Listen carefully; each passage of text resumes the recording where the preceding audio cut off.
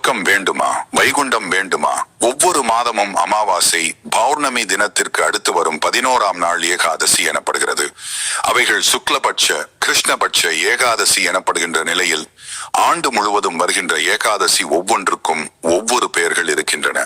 அதையடுத்து மார்கழி மாதத்தில் வருகின்ற தேய்பிறை ஏகாதசி தினத்தின் மகிமை குறித்தும் அதன் பயன் குறித்தும் பார்க்கலாம். மார்கழி மாதத்தில் வரும் தேய்பிறை ஏகாதசிக்கு உத்பான அல்லது உற்பத்தி ஏகாதசி என்று பெயர். இந்த ஏகாதசி தினத்தில் இருந்துதான் ஏகாதசி விரதம் ஆரம்பமானது.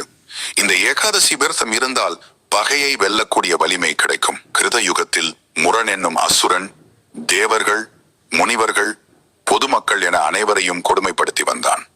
அதனால் தேவர்கள், முனிவர்கள் அனைவரும் மகாவிஷ்ணுவை சரணடைந்து முரணின் கொடுமைகளில் இருந்து தங்களை காத்தருள வேண்டிக் கொண்டனர். அதன் பேரில் மகாவிஷ்ணு அசுரன் முரனுடன் போர் புரிந்தார்.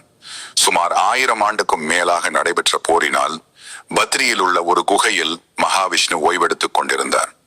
அயர்ந்து ஓய்வெடுத்துக் கொண்டிருந்த பகவான் விஷ்ணுவை அசுரன் கொல்ல முயன்றான். அப்பொழுது மகாவிஷ்ணுவின் உடலில் இருந்து தோன்றிய பெண் அசுரனுடன் போரிட்டு அவனை கொன்றாள். தூக்கத்தில் இருந்து விழித்த மகாவிஷ்ணு நடந்தவற்றை அறிந்து அந்த பெண்ணை பாராட்டி அவளுக்கு ஏகாதசி என்று பெயர் சூட்டினார்.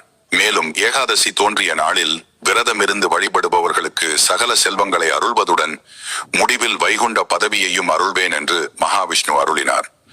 மார்கழி மாதத்தில் வரும் தேய்பிறை ஏகாதசி தினத்தன்றுதான் இந்த ஏகாதசி திதி தோன்றியது.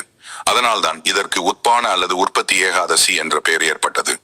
விரத வழிபாடு: ஏகாதசி அன்று அதிகாலையில் கண்விழித்து குளித்து வீட்டின் பூஜை அறையில் இருக்கும் பெருமாள் மற்றும் லட்சுமி படத்திற்கு மஞ்சள் மற்றும் குங்குமம் பொட்டிட்டு தாமரை பூ, துளசி இலைகள் சாற்றி தூபங்கள் கொளுத்தி தீபமேற்றி வழிபட வேண்டும்.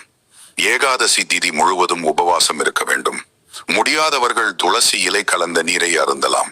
மதியம், இரவு வேளையில் பலகாரம் மட்டும் சாப்பிடலாம்.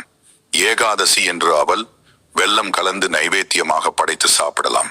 மறுநாள் துவாதசி என்று அதிகாலையில் சூரியன் உதிக்கும் முன் குளித்து விஷ்ணுவை வணங்கி பச்சரிசி சோறு, அகத்திக்கீரை, நெல்லிக்காய், கருணைக்கிழங்கு போன்றவற்றால் தயாரிக்கப்பட்ட உணவை சாப்பிடுவது நல்லது.